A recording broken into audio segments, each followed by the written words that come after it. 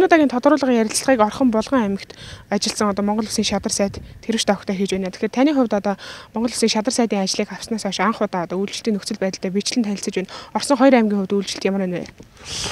За миний хувьд анх удаа ч биш юм а. Ер нь бол хэд хэдэн газараар өмнө орж исэн. Гэхдээ яг өвлийн цас орж хүүтрэхээс өмнө явж исэн. Тэр үед анхааруулж өвөл бас амаргүй гэдэг талаар анхааруулж ярьж исэн. За энэ удаа бид цаг хугацааны хувьд их хол аймаг явж чадсангүй. Гэхдээ Булган аймгийн хувьд бол нэлээд хүндэрсэн аймаг байгаа л да. Тэгээ Булган аймгийн зуттай хүндэрсэн 4 сумаар орлоо. За мөн хүндэрээгүй ч гэсэн асуудалтай 2-3 сумаар ороод Булган аймаг дээр ажиллаа. За энэ жилийн хувьд бол бид 9 сараас эхлүүлээд анхааруулж байсан. Энэ жилийн үед харьцангуй хүйтэн агаарын температур 2-3 градусаар хүйтэн хурд үндэсний хэмжээ илүү орно шүү гэж анхааруулж байсан. Тийм учраас манай малчид орон нутгийн хүмүүс бол өөрийнхөө хэмжээнд боломжийн хэмжээнд бас өвлийнхэн бэлтгэл ажиллагааг хийсэн л байна. Давагч хүйтэн зүр гэж байдаг л да. Энэ цас сунгарлаад хатуурсан цасан дээр мал явж чадахгүй, шилбэн одоо шалбараад иймэрхүү асуудлууд эхэлж байгаа юм байна.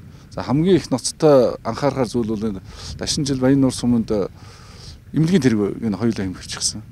Тэгээд эмнэлгийн түргэн тусламжийг хүнээр гуйж одоо хүний хувийн машинаар гуйж явах чичээтэй иймэрхүү байдал гарч байгаа учраас энэ дээр анхаармаар байна. Эмнэлэг дээр хүнийхээ эрүүл мэндийн дээр онцгой анхаарах шаардлагатай. За малдаар анхаардаггүй яг үс тэжээлийн асуудал зарим газар яригдсан, зарим газар бол бас бэлтгэл сайтай л байж байна л да. Тэгээд Булган аймгаас буцахдаа Орхон аймаг дээр ажиллаж Орхон аймгийн бол газар нутгийн хувьд бага нэг 2 малын үйлчлэлтийн хувьд бол харьцангуй бэлтгэл сайтай иймэрхүү байдалтай байж байна. Явсан хотон бол зөвхөн малчид үйлчлэлтийн асуудлаар уулзаагүй иргэд хөдөлмөрчтэй уулзаж засгийн газрынхаа үйл ажиллагааны талаар шинжлэлийн засгийн газраас хийж байгаа үйл ажиллагааны талаар танилцуулж ард иргэдийнхээ асуусан асуултанд хариулж ингэж л явлаа.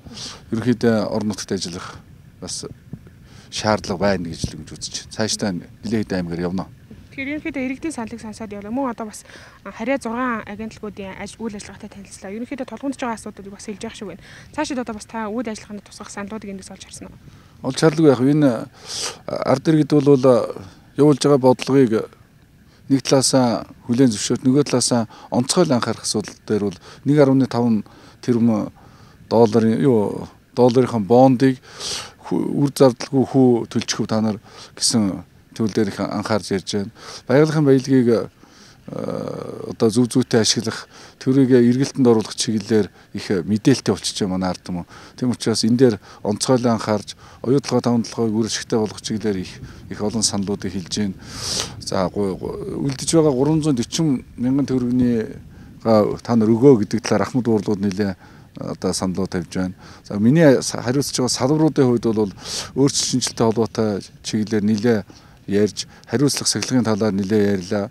За манай нөхдөд орон нутагт бас боломжийн хэмжээгээр ажиллаж байна. Тэн дээр хөрөнгө оруулалтын чиглэлээр ажлын сайжруулах чиглэлээр бас хийх зүйл нэлээд байна. Тухайлбал мэргэжлийн хяналтын байгууллага дээр ихэд хүмүүс одоо яаж өөрчлөх гэж байгаа гэдэг чиглэлээр нэлээд асууж байна. Бид цалингаа аваад ажиллаж ивэл хариуцлагатай та нар ажиллаж байна.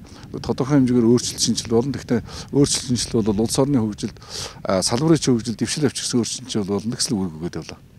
Таны хувьд одоо улсын онцгой комиссийн дарга. Тэгэхээр энэ жил бол одоо онцгой байдлын ерхий газраас 2009-с 2010 оны дутын байдал давтагдчих болзошгүй гэсэн мэдээллийг өгөөд байгаа. Тэгэхээр дараагийн очиж ажиллах ямар аймагуд байна вэ? Тэг бид 9 сараас хойш олон удаа хэлж ярьж сануулж байгаа л да. Тэгээд одоо засгийн газраас 219 сая төгрөг гаргаад тодорхой тоног төхөөрөмжүүдийг түрээсээр авах. Өөрөөр хэлбэл цас хунгарлцсан тийм газрууд бол бид техникийн бэлтгэсэн байгаа.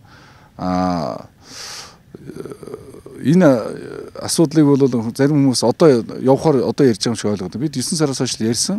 Тэгвэл хүндэрж байгаа аймагуудаар л явах хэрэгтэй. Дараагийн удаа ойрын хугацаанд хинтээ явна. Тэгээ ер нь бол баруун аймагуудаар явах гэсэн бодолтой байна. Засууд нэлээ хүндэрсэн халаалт улааны асуудалтай тодорхой аймагуудаар явна.